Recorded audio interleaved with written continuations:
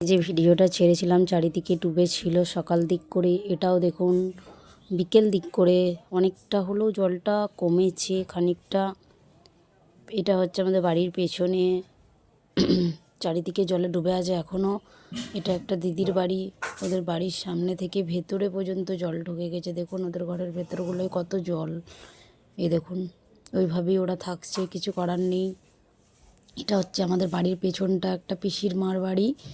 দেখুন বাড়িতে ওরা কেউ নেই, বাড়ির ভিতরে পর্যন্ত ওদের জল আছে, একবার করে এসে এসে দেখে যাচ্ছে, কিছু করার নেই। এটা আর একটা পিসিমার বাড়ি, দেখুন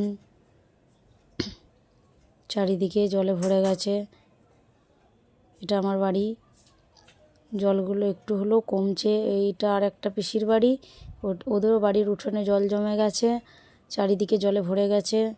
এবং আজকে যে ভিডিওটা করেছি দেখুন জলটা অনেক পরিমাণে কমে গেছে, জলটা অনেকটা কমে গেছে। ওই যে শেষ মাথায় জল আছে এখনও, পুরোপুরি কমেনি, একটু হলেও কমেছে। ড্রেনগুলোও জল নেমে গেছে, আশা করছি এই দুদিনে পুরোপুরি কমে যাবে ঠাকুরের আশীর্বাদে।